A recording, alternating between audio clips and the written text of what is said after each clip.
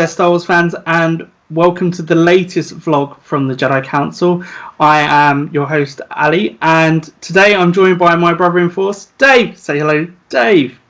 Hello, Dave. Hello, Dave. So today, excitedly, is the start of the sequel trilogy in our Watch at Home with the Jedi Council series, and so we're going to be watching The Force Awakens, directed by J.J. Abrams tonight. Now, Dave, I think that this was the most anticipated film of the century. I had a bit of a conversation with someone recently who said it was Avengers Endgame, but I disagree. I think Star Wars, I think the idea that we were going to get our original characters back was the most important cinematic event of the century. What do you think? I agree. Especially, obviously, we're biased because we're Star Wars fans. But on the run-up to the release, you saw the photograph that was released by J.J. Abrams that had everybody gathered around the table, all with scripts open, discussing it. You saw the new characters, but you also saw Carrie Fisher, you saw Mark Hamill, and you saw Harrison Ford. So the anticipation was we're getting back our childhoods. We're getting back the people that we thought we'd never see again together on screen. And so you'd waited a long time for that, right? Yeah. You'd enjoyed the prequels, but it wasn't your generation Star Wars 100%, was it? Well, I suppose I was a young adult. 99 when it came out, I would have been 26, so a young man. But when the original films came out, I was 4 all the way up to 11. Yeah. So yeah, that was Star Wars that I'd grown up with. And had you seen or read any spoilers going into the film? None of the spoilers, no. I deliberately avoided those. I'd seen what had been officially released, and that was deliberate. I didn't want to see anything accidentally that would ruin the movie. Okay. And where did you go and who did you see it with? Where did I go and who did I see it with? I saw it on opening night with a friend called Scott Haddon in Manchester. Full cinema, people ready, cosplay?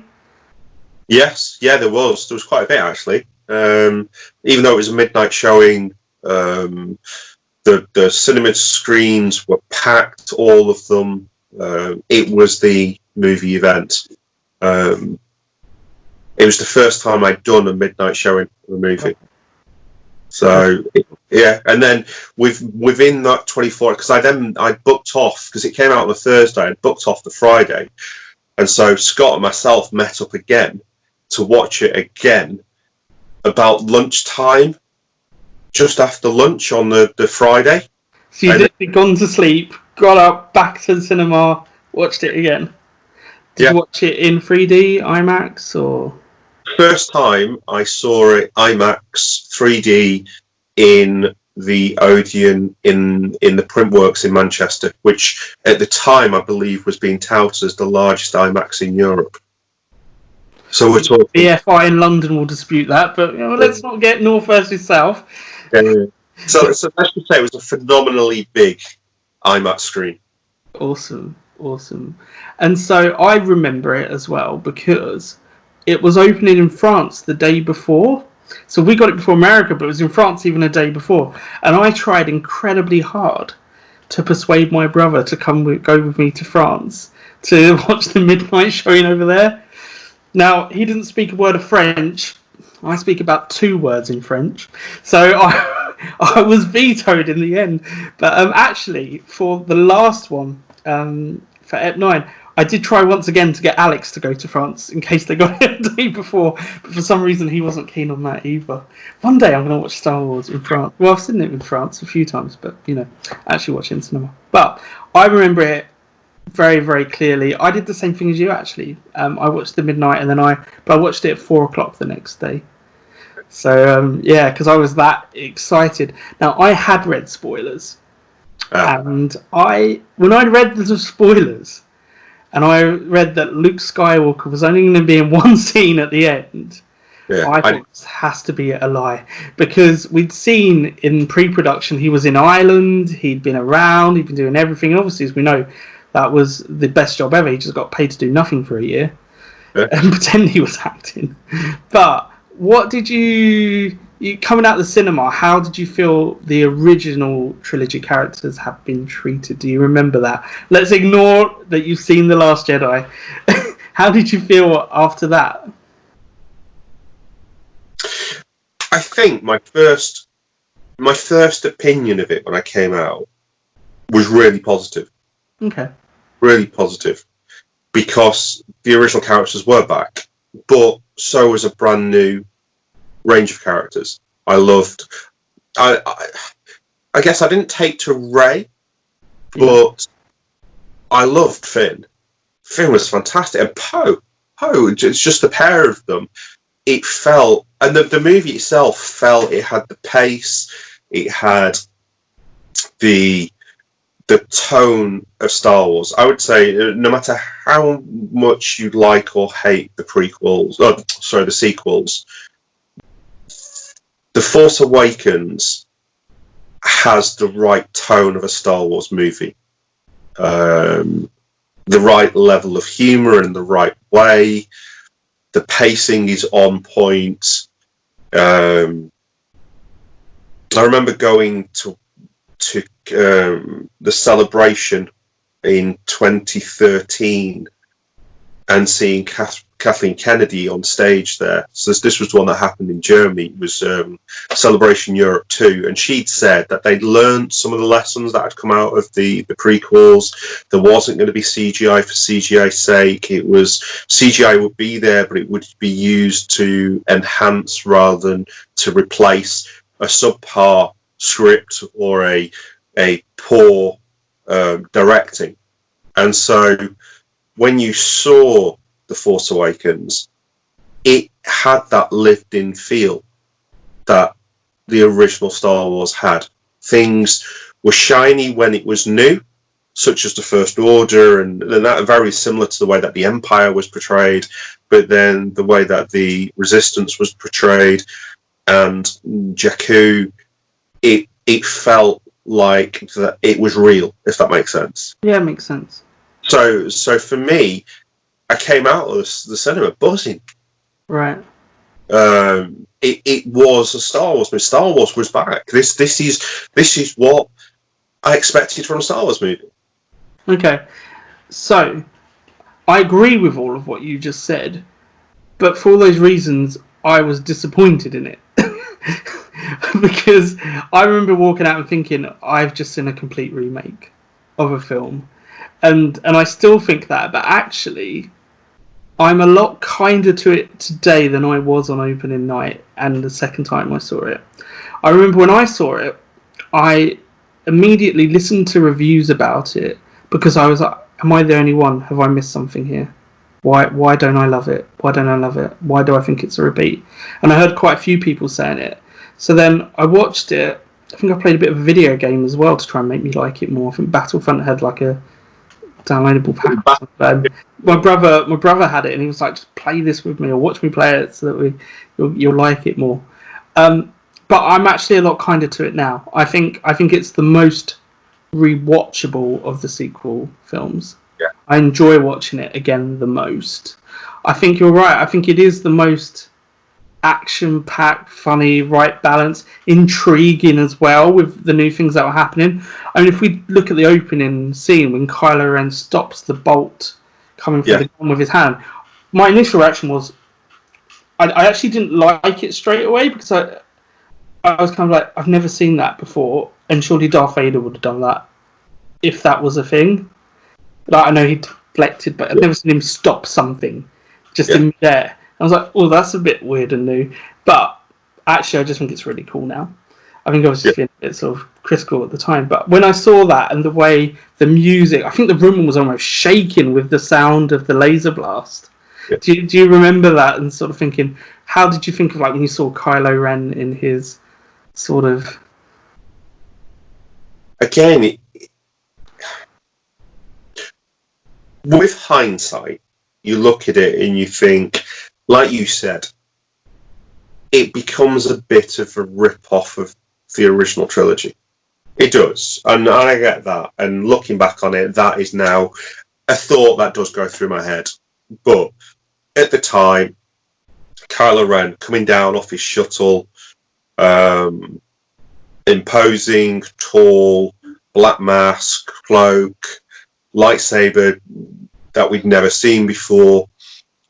And so, yeah, it had the right.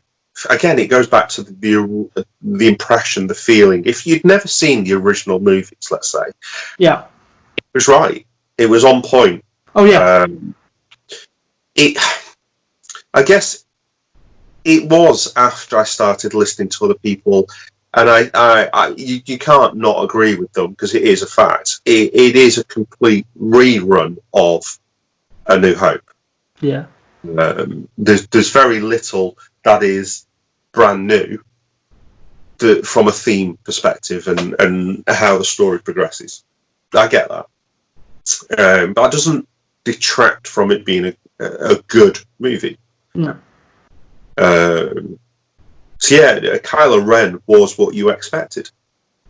There was the intrigue of why is he Kylo Ren and not Darth Kylo or Darth Ren, because you didn't know what the Ren was, and then you then saw him having one of his holographic meetings with Snoke, and it was Kylo of the Knights of Ren. And it's like, oh, right, okay. So is that like Sith? Is that what the Knights of Ren are? Yeah. And then you had the flashback when Rey first touches the lightsaber, so you hear Obi-Wan, you hear Anakin, you hear Luke. You have the flashback to what you think must be, well, that must be the Knights of Ren at the destruction of the Jedi Academy. It's like, oh, right, okay then. So, yeah. So, it was the bits that were new, such as the Knights of Ren, was like, great. So this is going to all now be explained in the next movie. This is all going to start going somewhere. Who's Snoke? Snoke's fantastic. He's this villain behind the scenes. He's obviously very powerful. He can manipulate people. He's the power behind the First Order. Yeah. So where did he come from as well? I remember thinking that. Where is he from? How has he never been detected before? What is his species? Is this the all-powerful dark side Force users? I remember all of those things were what I was thinking. I was very excited about that as well at the time. It's 5 years since the Battle of Yavin or thereabouts. So you've got so much that could be explored there and so much backstory with the potential to appear from that. Yeah. So, yeah, it was exciting. I still think walking out of Force Awakens was exciting. I loved it. I did enjoy it. Yeah. So let's move on to Han Solo here. But let's take out any of your things that people may have heard on podcasts about him being a father and the way he is with that. Let's take that out just for a second because we are talking about your first viewing here, which you probably didn't analyse that on first view. So, no, obviously, Chewie, We're Home is probably for me the standout line of the entire film when he's reunited with the Falcon. I love that.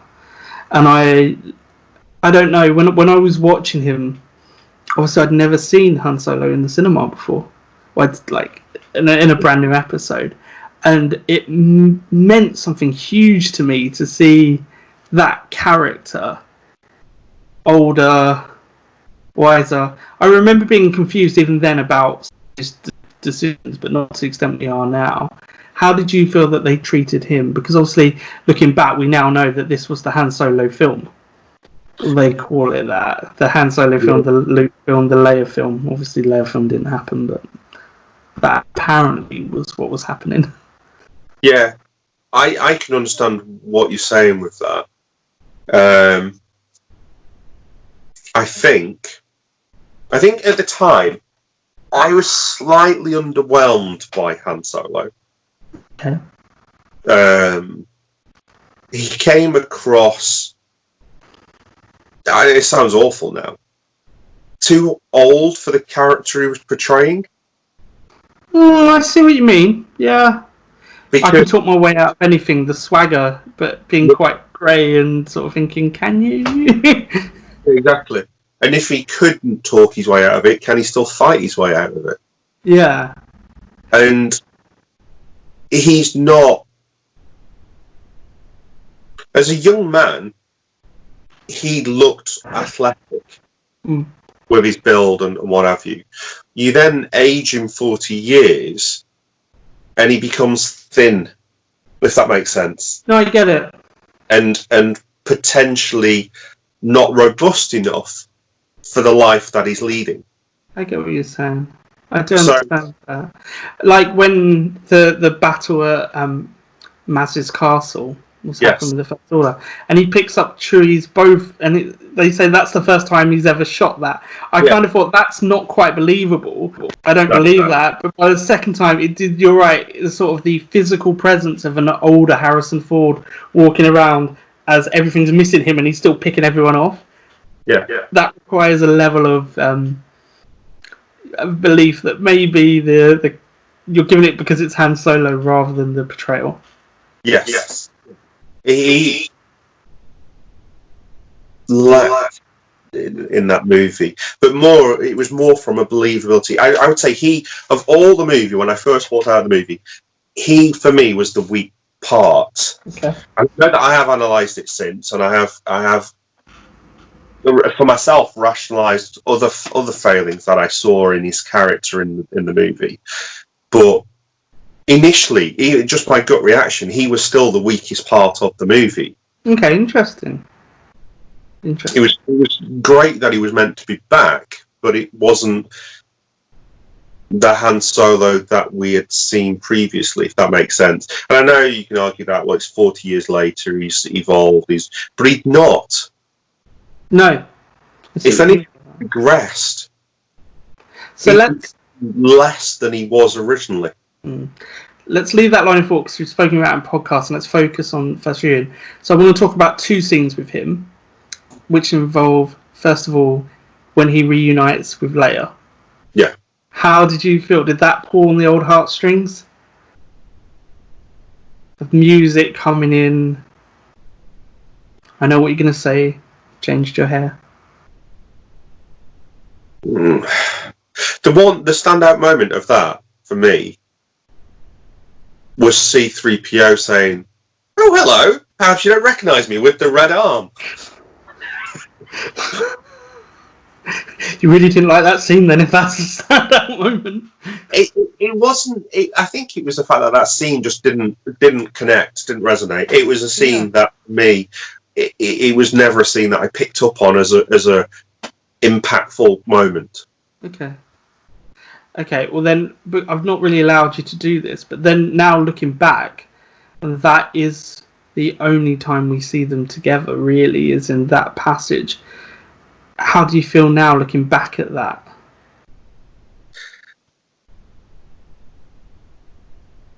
Disappointed.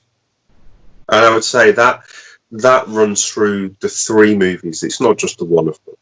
It was the fact that... Don't go too much into other movies because we've still got two more to talk about. I would say, but... And it was something that we saw Mark Hamill also say, which is why I think I'm now justified in saying it, even though I'd said it before he said it. He was critical of the amount of shared screen time between the original trilogy characters, and he had been critical of that. But I would say that it goes beyond that, and and I've said this on our podcast. It's the lack of shared screen time between the heroes generally. So yes, when I now look back on that, then that is, as you said, it's the only moment that you see all three characters, or you see any two of the three characters actually alive together. because when Luke does it, he is projecting. He's not actually there. Yeah. Yeah. It's the only time, which is why I think it's become a more important scene now than necessarily it was at the time. I think I will look on that differently this time then. Okay. No, because I'd not considered it from that perspective before, but that's a very valid point. Okay, that's interesting. And obviously, we're skipping loads here. Want to keep it to a relative short time. His death by his own son. So we all know for years Harrison Ford has been saying that he should be killed off, and he finally got his way. I can remember the gasp in the crowd as it happened. I think we all kind of knew it was going to happen, but there was still that, is the redemption bit going to happen here? There was just enough emotional sort of, will he, won't he? And then straight through. Yeah. Well, I didn't expect him to die. No? I didn't expect him to die. Even when he fell from the walkway. Because we know that other people have survived such. Everyone has survived that. Nobody's actually ever died from falling for like 80 feet, I don't think, have they? No. Even Phasma survives being stuck in a trash compactor. So Mandalorians can survive it. Emperors definitely survive it. Yeah. Maul. It's the worst way to die as a Star Wars person, because you don't die. Yeah. So is he probably, now when you look back on it, I suppose you've got Qui-Gon, haven't you? He never really comes back. Obi-Wan comes back as a ghost. Yeah. So I suppose Han was the first absolute death. He's the only absolute death. Everyone else has come back. But even then, Dave, he still sort of came back. You did, but I never saw that as a forced projection, which some people did. I always saw that as a memory. That was Kylo Ren just remembering his dad. Yeah. I'm not sure. We can talk about the next film, but I think it might have been Leia's last thing. So he dies. Chewie, I thought the impact of Chewie screaming was like, oh. But then again, it was the first time as well when you sort of see Rey and Finn's reaction, where I was a bit like, I don't really care about you reacting to this. No, because they don't know him well enough. No, I didn't. Sure. No, but then you could liken that to Luke's reaction when Obi-Wan dies at the end of A New Hope. Yeah, I feel like they've been through quite a journey to get to that point, though. You know, and obviously he'd known him for a long time as well before then, because he was old Ben. Yes, true. And judging by what we've seen in things like Rebels, I think we can ascertain that he had been calling in on the last episode to check in on him. I think also, judging by the way that he is in the cantina in A New Hope, I think he's obviously well known for some below the belt practices, because they all sort of back off from him, and he's an old man, and they obviously kind of know there's something about him, and he's done some things, and hopefully we'll find that out in the Ewan McGregor series, if it ever happens. I'm sure. Yes. Chewie's reaction is what you would expect. Yeah. For me, the bigger... Again, I would say that the biggest letdown coming out of the movie, and it was something I remember discussing with Scott when we did come out of the movie, was Leia's reaction to Chewbacca when they arrived back on the base. Because she completely ignores Chewbacca. Chewbacca, who she's known for 40 years, Chewbacca, who she'd given a hug to before she gave a hug to her husband, when she first met them back up. His best friend has just been killed. Her husband, estranged husband, has just been killed. And yet she goes and comforts someone she's never met before rather than Chewbacca. Yeah, and I suppose... Rey's nobody to her. I'm putting my hindsight cap on as well. Bearing in mind, we now know she's gone through Jedi training and was incredibly Force sensitive. She didn't feel it. She didn't feel her son kill her husband. Did she not? She did. She sat down, didn't she? She was on the base. Yeah. She was on the base directing them. No, she did. You're right. Yeah. She did. She sat down from it. So she did feel it. But like I said, and now that because the way she comforted Rey, that then led lots of people to suppose Rey is more to the Skywalker family. Yeah, her daughter. A daughter or a niece, possibly Luke's daughter, or some family connection to them, because she immediately embraces Rey as if to say, Rey's just gone through this traumatic experience of watching Han die. Let us ignore his best mate who's there suffering because the guy that is known for what must be 50 years by then has just died. Yeah. And I think that was the biggest letdown, and at the end of the movie, it was almost like A New Hope, where Chewie didn't get the medal. He also didn't get the comfort for his best mate dying.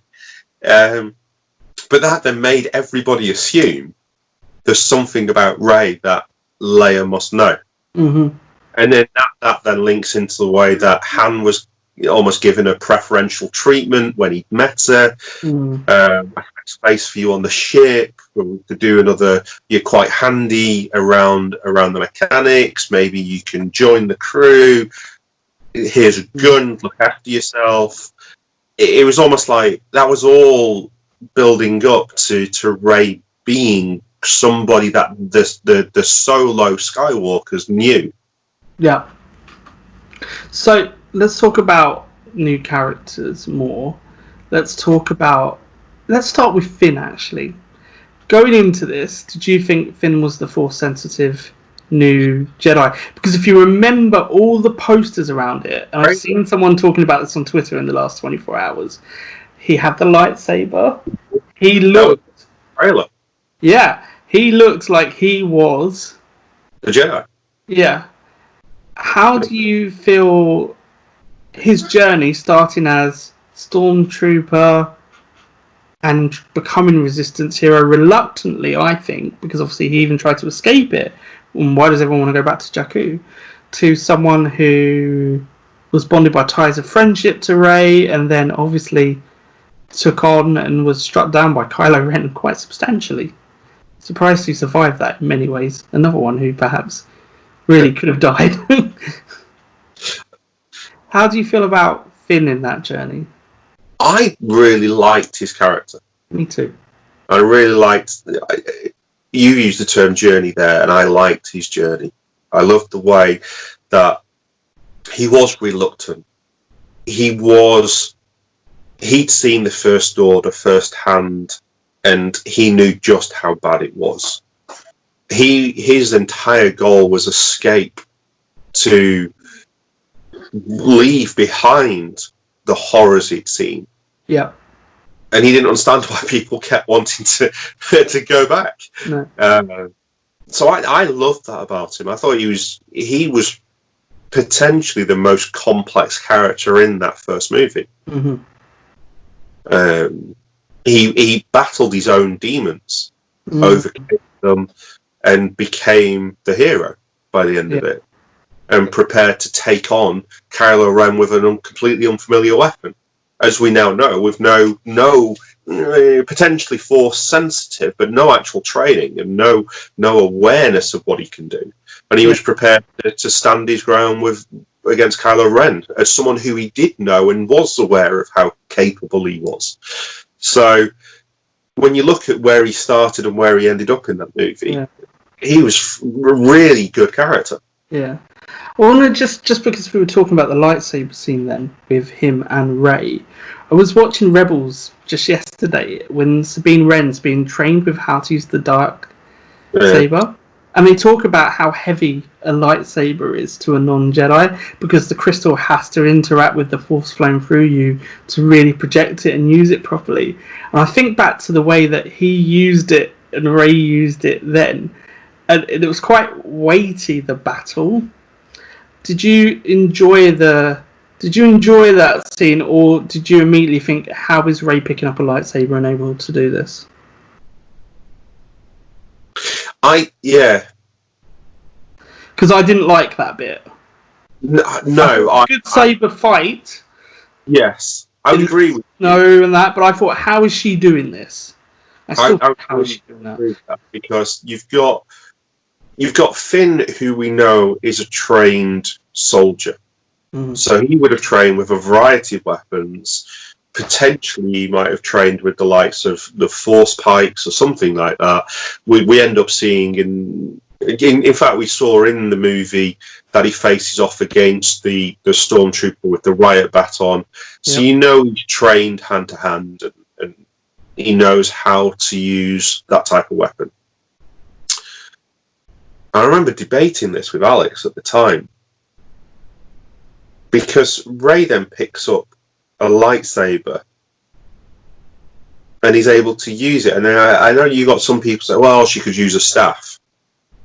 And that's why I brought up the Rebels bit, the fact that you have to connect with it and flow through it. You just don't pick it up and just go, oh, yep. I would say it's more than that.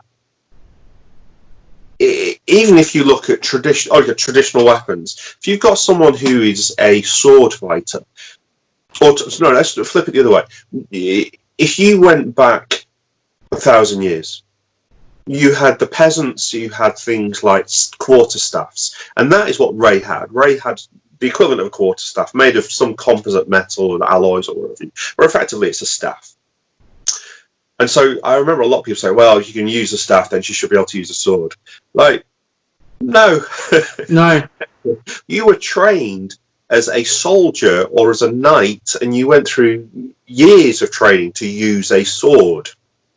It's a completely different weapon. Now, take that one step further to actually having a sword that's light, that the merest touch with the blade would mean that you'd lose a fingertip or a whole hand. For her to then pick up something, and I know what you say about the weight, but effectively, it's light. There is no weight to the blade. So you've gone from using a staff where the staff would have been made and it's balanced and it's 6 foot tall. It's of a certain weight. When you swing it, there's the heft of the staff. You understand, if you've used the staff for a while, you'd understand how much damage a blow would do. You'd know how far to swing it to prevent you over swinging or being out of balance. To then pick up something where effectively that is the weight, and all the weight is in your hand.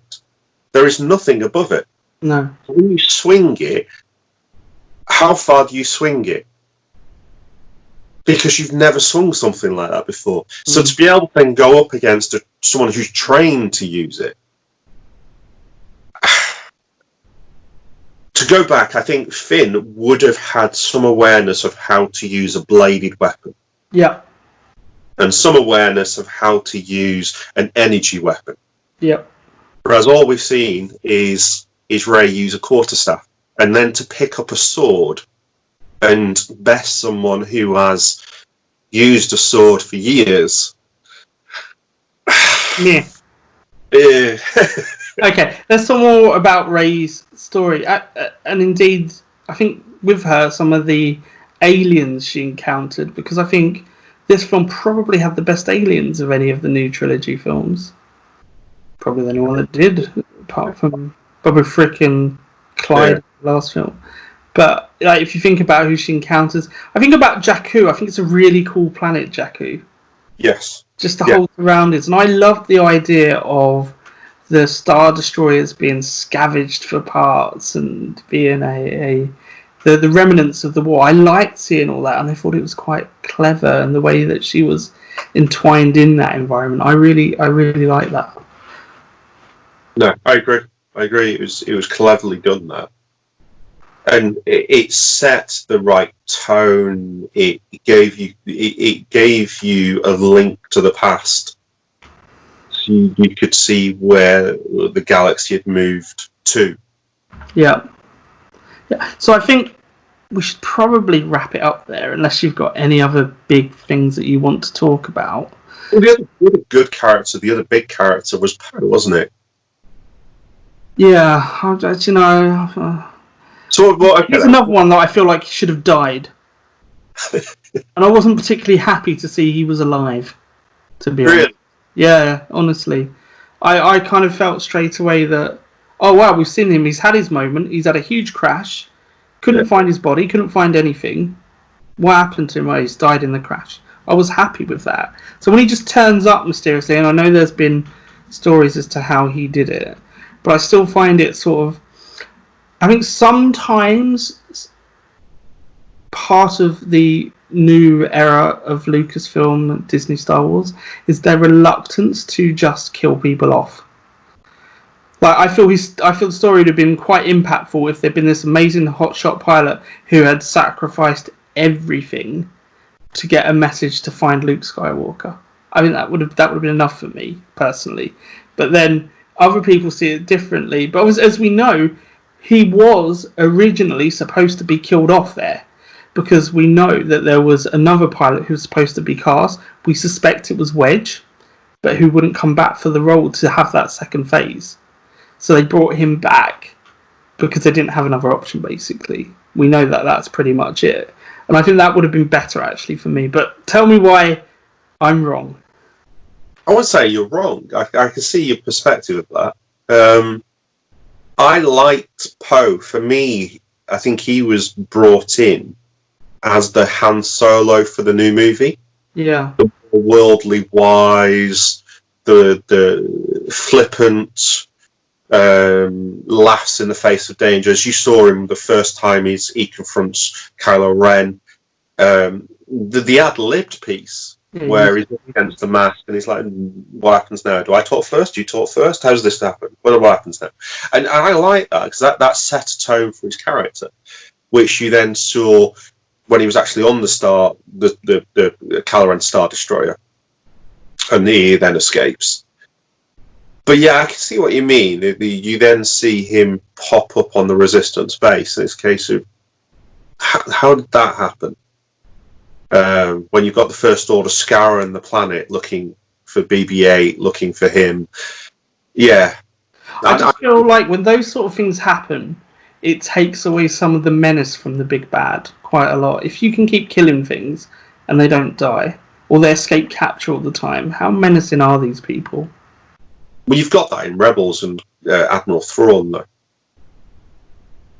Yeah, so, but you know, as I said, I think that's since Lucasfilm didn't, I'll say Kathleen Kennedy era, I think that's a problem in Star Wars for me, is that lack of finality and impact. And in many ways, I'm just thinking about this like this, the fact that the bad guys are never really that bad. Well, Kylo Ren falling at the end of the first movie as quickly as he did. And I know you got people saying, well, he'd been shot by Chewbacca at that point. And but he'd had that moment of conflict with Darth Vader's helmet already. Yeah. Showed me again, because the light side is calling to me. Yeah. You know, he's not like Darth Vader. It's all about the dark side when you meet Darth Vader for the first two films. There is no conflict there in that. He is gone. No. But from the second we meet Kylo Ren, he's very imposing. But that turns on the scene with the mask for me, where he starts to have, I might be good, I might be bad. And then from that point, you kind of know where his story's going. You do. And and again, the failing there is where he then takes off the helmet as well. Yeah. He loses the imposingness. He loses the commanding position he had prior to that. Yeah. Even Rey being able to best him and use the Force in such a way, you know, can't imagine that happening to Darth Vader in the first or second film. No, he was a... That's what I mean. Like, the bad guys are never that bad, and we never got to see Snoke. Well, Snoke was going to be the big bad, wasn't he? Yeah. So we never got to see. Feeling he was the new Emperor. Yes. So that might be, and to a point in that film, I think Hux was a bad character. By bad, I don't mean like bad. I mean the cool, calm, almost Nazi Germany type captain of the you know what I mean? That's kind of I saw his position. I liked that. He was the Tarkin style character. Yes, that's right. Yes, that's what I'm looking for. He knew what he was doing. He was in command. Yeah. His people followed his orders. Yeah. And this was a, how do I put this? An authoritarian regime that was taking children at birth to train to be stormtroopers. But that sort of thing, just that message never quite came across to me in the films to make me feel like they were that evil, if that makes sense to you, because they never really went down those avenues as to... Again, is this a failing of the trilogy rather than the first movie? I think the villains were set up right by the end of the first movie. Phasma? Do you remember how Phasma, going into that film, we knew the actress, we knew she was this imposing figure, and then she was gone. Well, but that was very similar to Boba Fett. Yeah. And so I didn't mind that she was dead. She's dead. That's fine. She's gone. She was this. She should never have come back. Yeah. Because even when she did come back, she didn't really do very much. So, yeah, she was the henchman, really, and so suffered a fate of death on Starkiller Base. The end. Move on. I just feel like for imposing generals, we never really got that sense of you should fear them, apart from Kylo Ren. But even then, he was conflicted. Yeah. Again, maybe we were building it up for the second movie, and the second movie never delivered. Yeah, probably. Which, on that point, Dave, I think we should leave this because it's been 40 minutes nearly. Great chat. Looking forward to watching this with everyone later this evening. And then, as Dave has rightly pointed out, next week, The Last Jedi. I can't wait. So, Dave, any final thoughts? I am looking forward to this. I am looking forward to it. I've not seen Force Awakens for a couple of years now. So. Okay. I last saw it in November, so it's been a little while for a film. So yeah, okay, with that, may the Force be with you, and look forward to speaking to you later. Bye.